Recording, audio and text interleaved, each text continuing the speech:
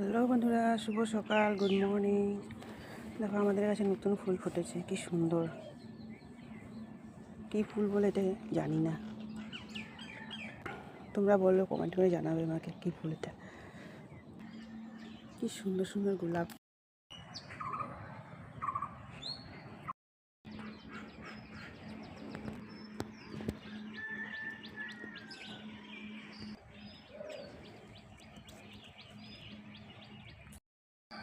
কি সুন্দর ঝোপা ঝোপা গোলাপ ফুটেছে।